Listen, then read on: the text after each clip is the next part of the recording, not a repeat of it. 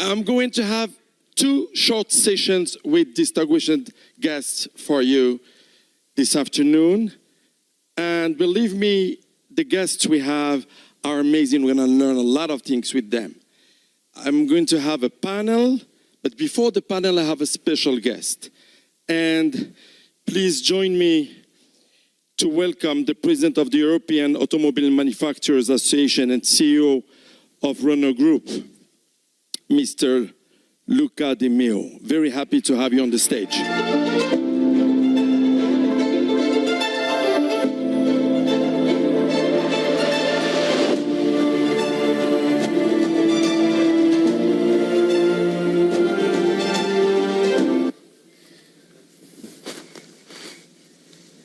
Very happy to have you here, Mr. President. And as we always say in Morocco, marhaban wa alf marhaban. It means welcome and thousands of welcome, and very happy to have you here. Thank you. I just had a look on your bio, and the first thing I want to share with the audience is that you are, excuse me for the expression, a kind of automotive industry man or car man. You've spent decades in the car industry, and you know this industry very well. And now you are the head of a very important company, worldwide very important company for Morocco, and I hope Morocco is as important for your very company important. As is it for us. My first question is about your industry, the automotive industry. Can you tell us what are briefly the main challenges you have worldwide, and how does your group, Renault Group, address those challenges? I think that we live probably one of the, so first of all, good afternoon everybody. It's a big honor for me to be invited here, so I'm very happy to be here, and as always, very happy to be in Morocco. I think we are living one of the period of most brutal transformation of our industry, which makes it very, very interesting. You have some movements geographically, namely, obviously, the entering of new players, especially from China, as a new competitor. This is one thing. And then I'm going to use an image because this transformation is so complex, but I want to use an image that everybody will understand. It is like we would have been playing soccer for 100 years, and then suddenly the market, the trends, the transformation of technology is forcing us to play Olympic Games. And you have more than one sport, so maybe you have 5, 6 different sports. And then the question for us is to decide whether you want to do pentathlon, so you basically use the same athlete to do different sports, or you try to specialize 5 athletes on different sports because they have a different training, different talent, they eat differently, their performance. Their performance is different diet, and their performance is measured, different. Sometimes it's chrono, the other one is distance, etc. So that's the transformation we are in. The Renault Group has clearly taken the second scenario. That means we're trying to conquer new value chains around the value chain that we know since 100 years, and getting into things like EVs or software or circular economy or mobility services, etc. And we specialize team doing that. Just a short answer to a gigantic transformation that the industry is making right now. And as I said, it's a lot of fun, because we have to unlearn, relearn things that we had learned for decades. I love that, unlearn and relearn, and at the same time drive your people into this new era. Yes. Your operations in Morocco are significant to Renault Group.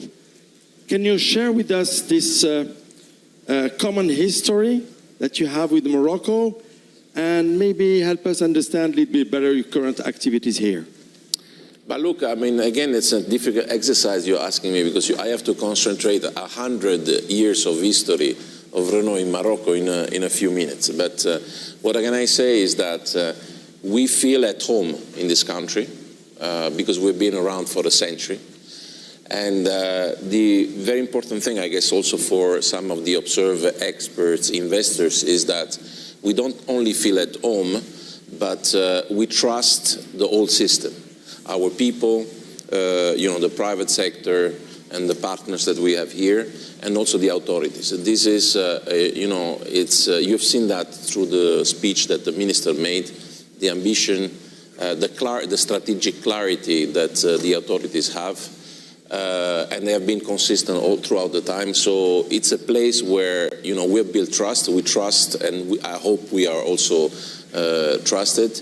And we have a very important presence in the country. We have 40% market share, but more importantly, almost 20% of the production of the group, of the whole Renault Group around the world is made here in Morocco. Almost 20%. Yeah.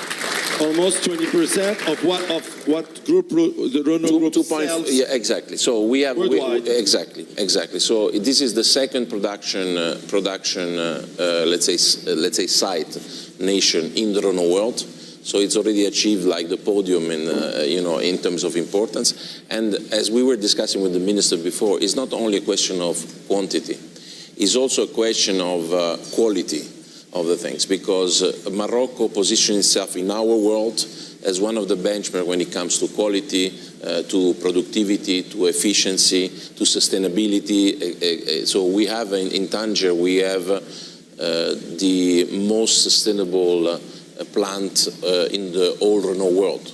The most sustainable plant all over the world? In our world, yeah, I mean, in 20 kilograms of CO2 per car. This is really a benchmark level. So it shows that it's not only about numbers of cars, it's also the way the people are doing them, right? The productivity, the quality, the engagement of the people. So again, to the investors, I think we are the living proof that Morocco is a good place to be in industry, and I want to make it very, very clear. Now, of course, when you have trust, you are in a marriage, and then you want to develop the business into the future. We have an installed capacity of 350,000 cars. We have engaged for a 500,000 by 2025, so we are growing the capacity.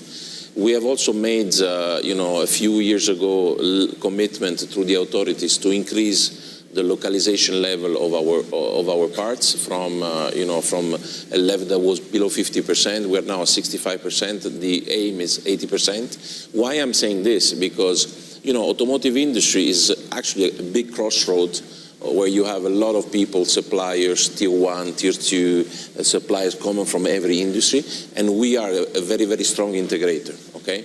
So if we are able to get to that level of localization, it means that you have the forces in place to actually finally build a car. And this is about materials, chemistry, electronics, etc., etc. So if we are able to get to this level, it means that the system is prepared for big, complex industrial operation. And that's what we're doing. So far, we are ahead of the plan. Mr. Minister, that of course is always pushing me to do more. But we are ahead of our commitment. It means that the thing works and the plan works. I love the word marriage because it's kind of partnership. When you say marriage, I can understand it's strong partnership. According to you, what are the key levers for this strong partnership, and what makes it lasting relationship? Because this last 15 years were intense for both partners, yeah. And even if you are here since 1 century. I think that, as I said before, trust is the base for any good marriage. And then you have to reinvent the marriage every day, in a way. So otherwise the relation becomes tired. It is clear that we have seen in front of us people that have been very consistent, that have a very clear vision of the world, and that are very business-oriented, which is actually not so common, I have to say, having to operate in many, many countries. But here you have, government authorities that are very business-minded. You have seen that from the presentation of the minister with the clear ambition. So this is and I think that they are also putting the accent on the important things. Morocco is, for example, a place where topics like transition to EVs, to sustainable energy, etc., are not just like a part of the story, they are at the core of the story. Because Morocco positions itself as potentially a supplier to sophisticated market, whether it's versus US or for Europe. They're not trying to close their thing within. They see them projected outside. We export 86% of the Renault production in Europe. This is an export platform, and to do this you have to comply with all the criteria, the regulations that are in the other market, and then we've seen that the system is prepared for that. Now we are obviously looking at how to also here manage the transition to EV. It's a big work that starts from the availability of material to the refining to building the capacity with gigafactories. And we think that Morocco will be one of the places where Renault will be building circular economy important project. Why? Because all the bricks or the Lego pieces are there, and we have to combine them with the support of the authorities and the private sector's partners. We understand the strengths of this partnership. What can you tell us about the talents? What can you tell us about the guys that are working in your plants, from the line, industrial line, to the intelligent part of it, and what role do they play to feed this partnership and make it lasting? Look, I think that I have to give you a few information. We have something like 10,000, right now, 10,600 employees, okay? Normally there is a ratio 1 to 6, 1 to 8 between a job that you create in the automotive industry and the jobs that you create outside of the automotive industry because of the nature of our business. That means there are probably 70, 80,000 people that directly or indirectly, we have an influence on, which is a pride for us, okay? The second information is we have more than 99% of the people with the responsibility of management in Renault Morocco that are local people, okay? So the company, Renault is a Moroccan company. And the company is run by local people, very, very talented, very, very talented.